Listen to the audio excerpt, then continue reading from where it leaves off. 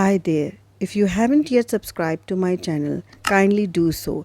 And to get notified for new videos, don't forget to hit the bell notification sign. And of course, please do like the videos too.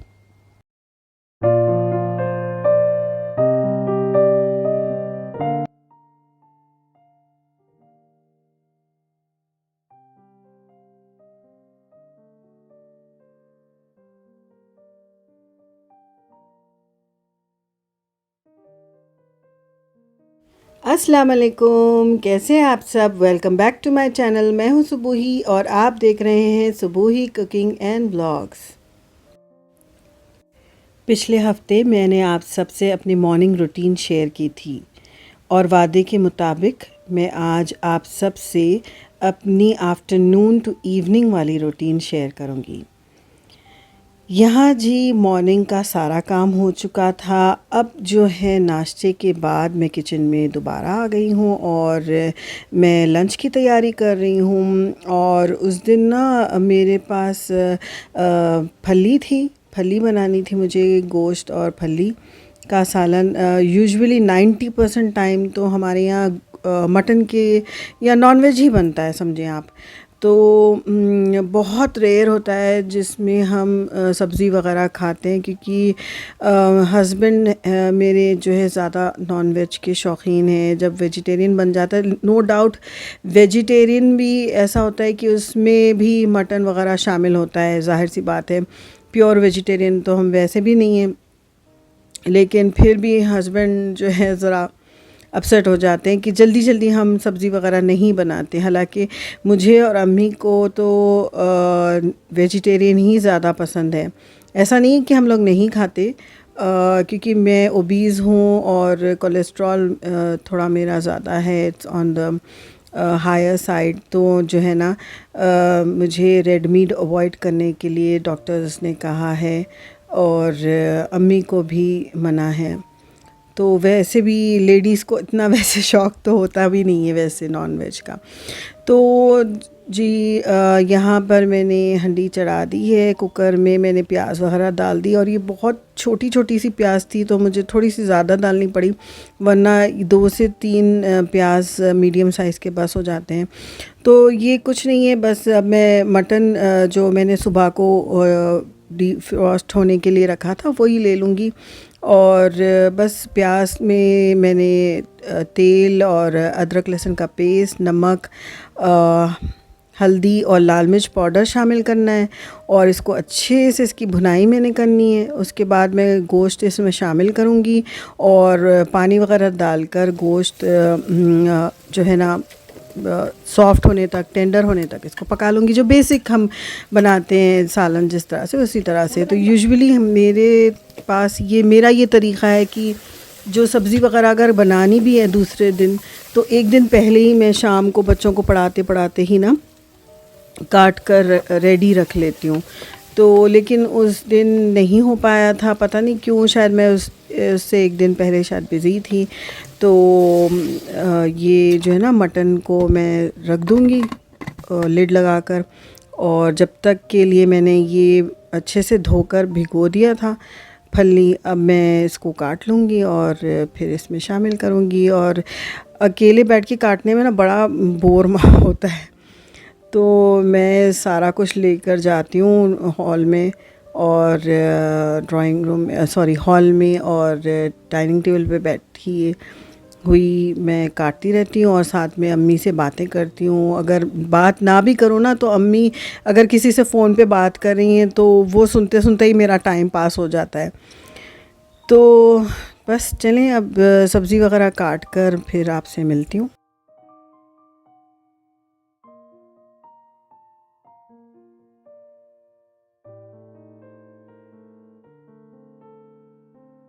अच्छा जी, फली मैंने काट ली थी। फिर मैं kitchen में आई, मैंने चूल्हा बंद किया, देखा कि गोश्त जो है काफ़ी हद तक जो है सॉफ़्ट हो चुका था। फिर इसमें मैं फली को शामिल करूँगी और हरा धनिया खूब सारा काट के डालूँगी ताकि इसमें एक अच्छी सी खुशबू आ जाए।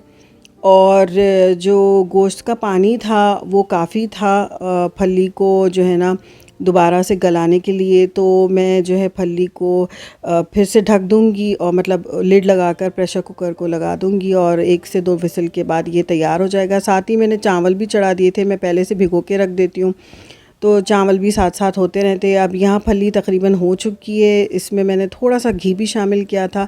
अब इसकी अच्छे से भुनाई करके मैं इसको एक कंटेनर में निकाल लूँगी। और साथ साथ जी जब सालन तैयार हो गया था, चावल बन गए थे, मैं यहाँ आटा गूँध रही हूँ। आटा हम लोग जो है ना रात में फिर पराठे रोटी वगैरह खाते हैं, तो रात के लिए और थोड़ा सा आटा सुबह दूसरे दिन के लिए भी एक साथ ही मैं गूँध के रख देती हूँ इस कंटेनर में।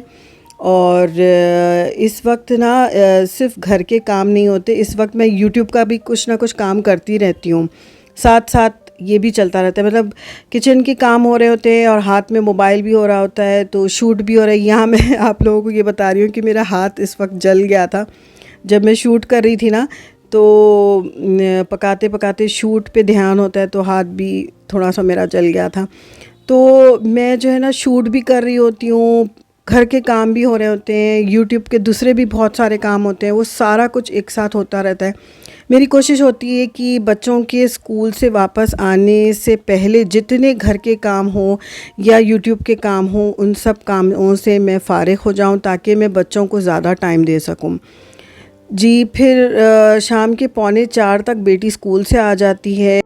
उस दिन ना बारिश हो रही थी, तो स्कूल से बहुत भीग कर आई थी वो, तो कहने लगी मामा मैं नहाने जाती हूँ और आप ना मेरे आने तक सूपी नूडल्स बना कर रख दें और थोड़ी सी कॉफ़ी बना दें। तो मैंने मैगी के जो है ना सूपी नूडल्स, उसके लिए सूपी मतलब नूडल्स बना दिए जो थोड़े से सूपी टाइप हों। और साथ ही मैंने कहा शाम ही हो रही है, चलो साथ में सबकी चाय भी बना देती हूँ। तो यहाँ पर चाय भी बन रही है और फिर मैं क्या करती हूँ, उसके आने तक शावर लेकर आने तक उसकी सारी चीज़ें जो लंच बॉक्स वगैरह है, बॉटल धोकर रख देती हूँ बच्चों के। और जब तक कि वो जो है उसका लंच कर रही है और नमाज़ वगैरह पढ़ लेती है वो लंच के बाद, तो तब तक मैं भी जो है ना चाय पीकर नमाज़ पढ़ लेती हूँ असर की। और उसके बाद मैं यहाँ पर भिंडी काट रही हूँ।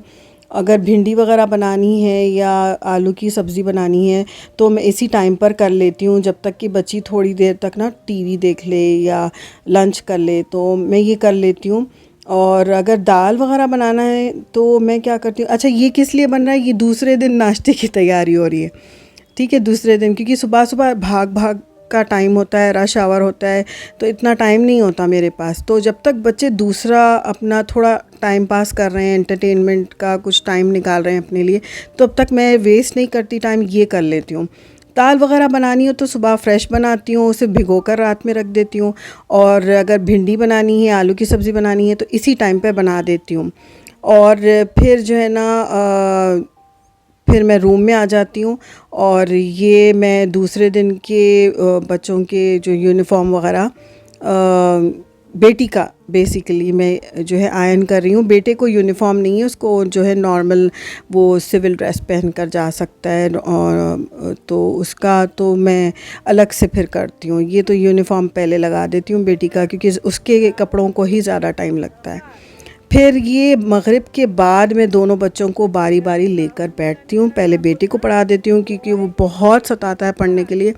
मूड अच्छा हो तो आसानी से खुद से पढ़ लेगा, शौक़ से। अगर मूड नहीं है पढ़ने का तो उस दिन तो फिर मेरी खैर नहीं है जी, इतना मुझे सताएगा। तो उसकी पढ़ाई से जब मैं फ़ारिग हो जाती हूँ तो फिर मैं आराम से बेटी को लेकर बैठती हूँ।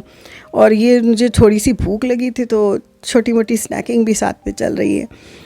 तो खैर मैं जो है बेटी को लेकर बैठती हूँ क्योंकि वो बड़ी क्लास में है तो उसको ज़्यादा टाइम देना पड़ता है। तो मैं क्या करती हूँ, बेटे को पहले जल्दी से पढ़ा लेती हूँ और उसको बाहर भेज देती हूँ। दादा दादी के पास बैठे रहता है, टीवी देख लेता है या कुछ भी करता है, खेलता रहता है। तो उसके बाद बेटी को आराम से लेकर बैठती हूँ मैं डिनर के टाइम तक। उसके बाद मैं डिनर की तैयारी करती हूँ, फिर थोड़ी देर और पढ़ा लेती हूँ बेटी को रात में, फिर ऑब्वियसली सोने का टाइम हो जाता है। तो यही है जी, आफ्टरनून टू इवनिंग की रूटीन अगर आपको पसंद आई है, अगर आप वीडियो को पसंद कर रहे हैं तो प्लीज़ अपनी पसंद को शो करने के लिए इस वीडियो को ज़रूर लाइक कीजिएगा, अच्छा सा प्यारा सा कमेंट दीजिएगा, और कुछ सजेशंस है या कोई जो है आपकी रिक्वेस्ट है तो ज़रूर पूरी नीचे लिखिएगा कमेंट सेक्शन में। मैं पूरी कोशिश करूँगी कि आपके रिक्वेस्ट को पूरा कर सकूँ। और इसी के साथ ही मुझे इजाज़त दीजिएगा। अल्लाह पाक आप सबको अपने हिफ्ज़-ए-मान में रखे और ढेरों खुशियाँ नसीब करे। आमीन सुम्मा आमीन। Do take care. अल्लाह हाफ़िज़। बाय।